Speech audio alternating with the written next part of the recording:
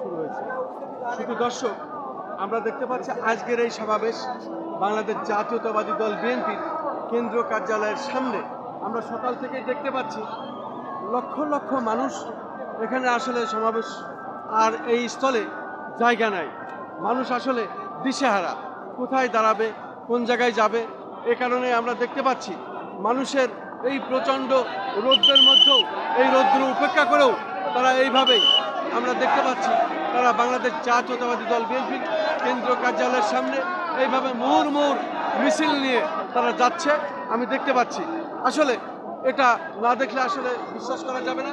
আমি সকাল থেকেই দেখতে পেরেছি এখানে, বিশেষ করে বাংলাদেশ জাতীয়তাবাদী দল বিএনপির কেন্দ্রীয় কার্যালয়ের সামনে এই নাইট অ্যাঙ্গেলের মোড় থেকে বিশেষ করে পল্টন মোড় এবং মতিঝিল, ওদিকে আপনার হাইকোর্টের সামনে, ওদিকে আপনার শাহবাগ চত্বর, এই এলাকা দিয়ে আমরা দেখতে পাচ্ছি লক্ষ লক্ষ মানুষ, লক্ষ লক্ষ আজকে এসে যাচ্ছে। এবং তারা আমরা দেখতে পাচ্ছি এই মানুষের মিছিল, এই মানুষের ঢল, মানুষের সাগর, মানুষের বন্যা আজকে যেন বাংলাদেশ জাতীয়তাবাদী দল বিএনপি এমন একটি পরিস্থিতি, এমন একটি অবস্থা শুরু হয়েছে আমরা দেখতে পাচ্ছি। আসলে বাংলাদেশ জাতীয়তাবাদী দল বিএনপির যে অবস্থা না দেখলে বোঝা যাবে না। প্রত্যেক মানুষের একই কথা, তারা নির্বাচন চাই, নির্বাচনের মাধ্যমে গণতন্ত্র ফিরে পেতে চাই এবং এই গণতন্ত্রকে ফিরে পেতেই আজকের এই সমাবেশ।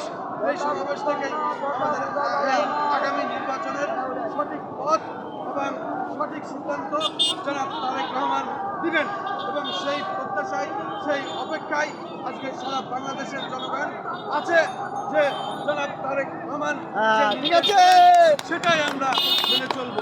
বাংলাদেশ জাতীয়তাবাদী দল এই কেন্দ্র কার্যালয়ের সামনে থেকে আমি মাসুদুজ্জামান, আমাদের চ্যানেলগুলির পক্ষ থেকে, আমাদের সংগঠনগুলির পক্ষ থেকে ধারাবাহিকভাবে যে কাজগুলি আমি করে থাকি তারই ধারাবাহিকতায় আজও আমরা এটা করে যাচ্ছি। আসসালামু আলাইকুম দেশবাসী এবং বিশ্ববাসী, সমস্ত জাতীয়তাবাদী দল বিএনপি, আসসালামু আলাইকুম। বাংলাদেশ জিন্দাবাদ, তারেক রহমান জিন্দাবাদ। শহীদ রাষ্ট্রপতি অমর হোক, শহীদ রাষ্ট্রপতি জিয়াউর রহমান অমর হোক, অমর হোক। এই বাংলাদেশ জাগদল থেকে শুরু করেন শহীদ প্রেসিডেন্ট জিয়াউর রহমান, সেই জাগদল থেকে আজকে বাংলাদেশ জাতীয়তাবাদী দল বিএনপি।